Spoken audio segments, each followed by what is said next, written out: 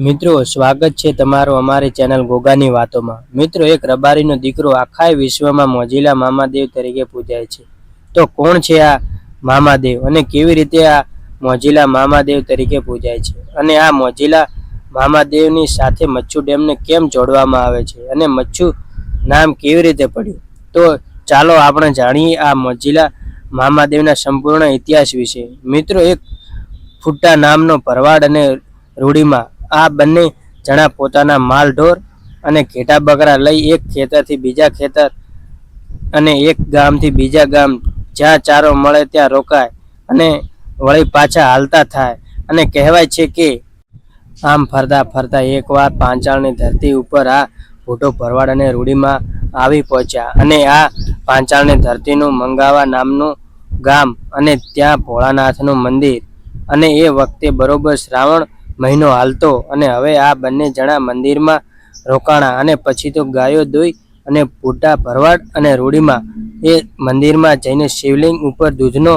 અભિષેક કર્યો અને અભિષેક કરીને જ્યારે પાછા વળ્યા ત્યાં તો એ વખતે જોગીની જમાત બેઠી હતી અને એ જમાતમાંથી એક સાધુ બોલ્યા કે ભાઈ બંને જણા એકલા કેમ છો, તમારે કોઈ સંતાન નથી? ત્યારે ભૂટા નામનો ભરવાડ બોલે છે કે બાપુ અમારે શેર માટેની ખોટ છે, અમારે દીકરો કે દીકરી નથી। અને એ વખતે મચ્છરધર નામનો જોગી એમ કહે છે કે લે આ ભૂપત અને આને 9 મહિને અને 13 દિવસે તારા ઘરે દીકરો તો નહીં પણ જોગમાયા જેવી દીકરી તારા ઘરે અવતાર લે છે। અને કહેવાય છે કે ભૂટો ભરવાડ અને રૂડીમાં ત્યાંથી ભભૂતિ લઈને નીકળી ગયા અને ફરતા ફરતા મોરબીમાં આવે છે અને મોરબીની અંદર 9 મહિને અને 13 દિવસે એ ભૂટાના ઘરે એક દીકરીનો અવતાર થાય છે અને કહેવાય છે કે મચ્છરધર નામના જોગીએ આ દીકરી આપી હોવાથી એનું નામ મચ્છુ રાખવામાં આવ્યું અને આ દીકરી સાક્ષાત જોગમાયા હતી। હવે એ વખતે એક રબારીનો દીકરો પુનિયો એમનું નામ અને હાલ એમની અટક। એ વખતે આ રબારીના દીકરા પુનિયાને ખબર પડી કે મચ્છુમાં છે એ સાક્ષાત જગદંબા છે, એટલે વારે વારે એમને પગે લાગે અને માં કહીને બોલાવે અને પછી એક દિવસ મચ્છુમાં વિચારે છે કે મારે આ પુનિયાની પરીક્ષા લેવી પડશે અને આમ કહી અને પુનિયાની પરીક્ષા લે છે અને કહેવાય છે કે પુનિયો પરીક્ષામાં પાસ થાય છે અને પછી મચ્છુમાં પ્રગટ થઈને કહે છે કે એ પુનિયા હું તારી પરીક્ષા કરતી હતી અને તું પરીક્ષામાં પાસ થયો છે। અને ત્યારે પુનિયો બોલ્યો કે હે મચ્છુમાં, હું તો પામર માણસ છું અને તું તો જગદંબા છો, હવે આવી પરીક્ષા કરતી નહીં માં, નહીતર હું હારી જઈશ। અને પછી મચ્છુમાં અદૃશ્ય થઈ જાય છે।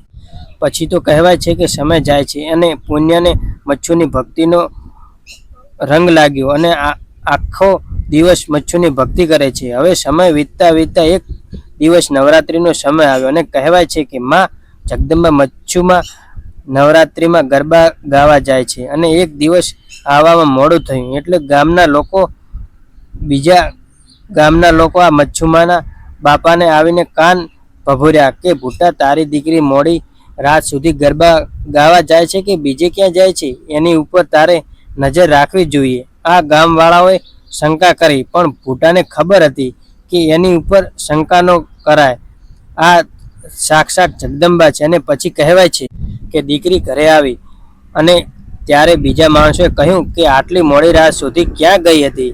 ત્યારે મચ્છુમાએ કહ્યું કે તમને મારી ઉપર શંકા છે, તમે હજુ મને ઓળખતા નથી, હું કોણ છું? અને એવું કહીને માં જગદંબા મચ્છુમાં માએ એક પગ ઊંચો કરીને જમીન પર પછાડ્યો અને કહેવાય છે કે જમીન ફાટી અને મચ્છુમાં બોલ્યા કે હું હવે સમાધિ લઉં છું, હવે મારાથી અહીંયા રોકાઈ શકાય એમ નથી, તમે મારી ઉપર શંકા કરી છે પણ હું તમને વચન આપું છું કે જ્યારે જ્યારે તમને મારી જરૂર પડશે ત્યારે હું તમારી સાથે હશું, જાઓ હું તમને વરદાન આપું છું, તમારાથી રૂઠી તો નથી પણ હવે મારે જવાનો સમય આવી ગયો છે અને મારે અહીંયા સમાધિ લેવી પડશે। અને એ વખતે જે પુણ્ય રબારી છે એ મચ્છુમાને કહે છે કે માં મને પણ તમારી સાથે લેતા જાઓ, તમારી વગર આ દુનિયા કંઈ કામની નથી, મને પણ તમારી સાથે સમાધિ આપી દો માં। ત્યારે મચ્છુમાં પુણ્યાને કહે છે કે પુણ્યા હજુ તો તારે દુનિયા માં તારી જરૂર છે. સમય આવશે ને ત્યારે હું તને જરૂર જણાવીશ. અને કહેવાય છે કે આ પુનિયા મામા રોકાઈ જાય છે અને મચ્છુમાં સમાધિ લઈ લે છે. હવે ધીમે ધીમે સમય વીતે છે અને પુનિયા મામાને એક દિવસ જેસરના મેળામાં જવાનો વિચાર આવ્યો. એટલે પુનિયા મામા અને 2-3 ભાઈબંધુ સાંઢ ઉપર ચડીને જેસરના મેળામાં જવા નીકળે છે. જતા જતા રસ્તામાં એક જગ્યાએ એમને તરસ લાગી એટલે એક નાનકડું ઝૂંપડું જોયું અને ત્યાં જઈને પાણી માંગ્યું. અને કહેવાય છે કે ઝૂંપડામાંથી એક વિધવા બાઈ બહાર આવી. આંખોમાંથી આંસુડાની ધાર વહી જાય છે અને હાથમાંથી પાણીનો લોટો છે અને આંખો રડી રડીને લાલ થઈ ગઈ છે. અને કહેવાય છે કે પાણી લઈને આવી. અને પુનિયા મામાએ આંસુ જોયા કે ઓહો, આંખોમાંથી આંસુડા. અને પુનિયા મામા કહે છે કે પાણી તો પછી લઈશું. બેન, તમને દુઃખ શેનું છે? આ આંસુડાનું કારણ શું છે? તમે મને કહો. મારી ઉપર વિશ્વાસ રાખો. મારાથી જે થશે ને એ મદદ તમને કરીશું. અને પુનિયા મામા આમ કહે છે ત્યારે એ બાઈ બોલે છે કે ભાઈ, તમે કોણ છો? કે હું રબારીનો દીકરો છું. ક્યાં જાઓ છો? કે જેસરના મેળામાં જઈએ છીએ બાપ. મેળામાં તો પછી જઈશું, પણ એ પહેલાં તમારા દુઃખની વાત કરો. અને એ વખતે બાઈ બોલે છે કે મોરબીનો જે રાજા છે એ રાજાને 32 લખણા પુરુષની જરૂર હતી. અને મારો નાનકડો એકનો એક દીકરો એ 32 લખણો હતો અને જેની ઉપર હું રંડાપો ગાળતી હતી.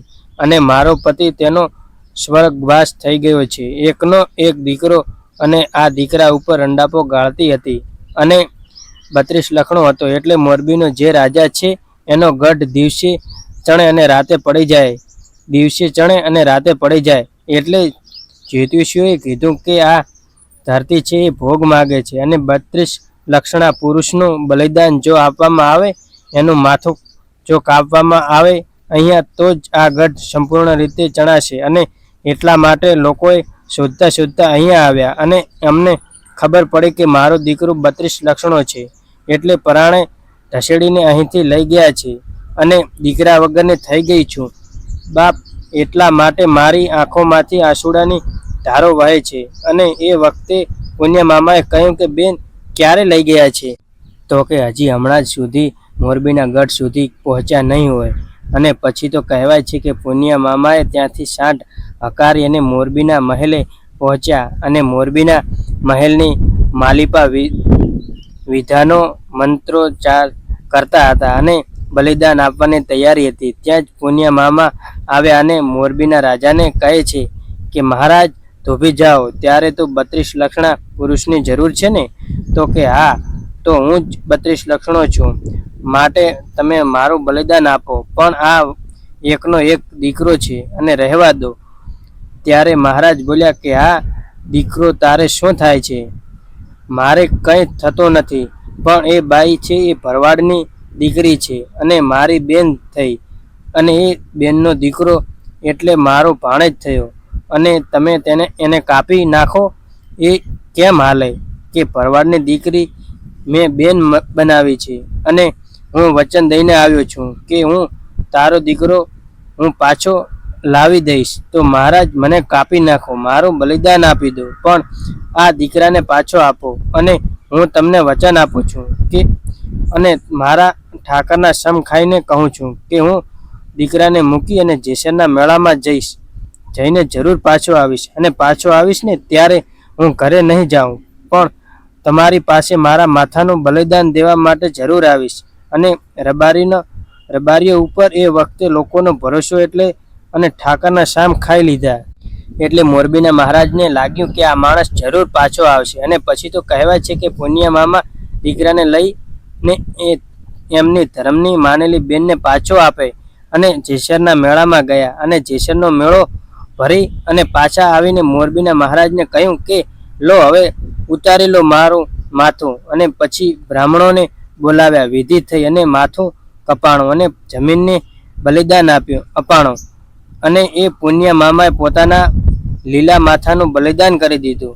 અને એ વખતે કહેવાય છે કે ત્યાં મચ્છુમાં પ્રગટ થયા. અને મચ્છુમાં કહે છે કે હે મોરબીના રાજા, હું મચ્છુદેવ બોલું છું અને તમે મારા ભક્તનું બલિદાન માગ્યું છે આજે મારા ભક્તને તે કાપ્યો છે. અને એ વખતે મોરબીનો મહારાજ બે હાથ જોડીને કહે છે કે એ માં આ ધરતી ભોગ માગતી હતી, એટલે માટે મેં 32 લક્ષણા પુરુષનું બલિદાન આપ્યું છે. ત્યારે મચ્છુમાં બોલે છે કે તારી જે જગ્યાએ દિવાલ પડી જાય છે ને ત્યાં એક કોઠી બનાવ અને કોઠીમાં મારું મંદિર બનાવજે, અને તારો ગઢનો એક કાંકરો પણ પડવા દઉં ને તો મારું નામ મચ્છુ નહીં. અને પછી કહેવાય છે કે મચ્છુમાં એ પુનિયા મામાને કહ્યું તે ભરવાડની દીકરો બચાવ્યો છે અને એના માટે તે તારા માથાનું બલિદાન આપ્યું, એટલે હવે ભરવાડને અને રબારીના મામા ભાણેજનો સંબંધ થઈ ગયો છે.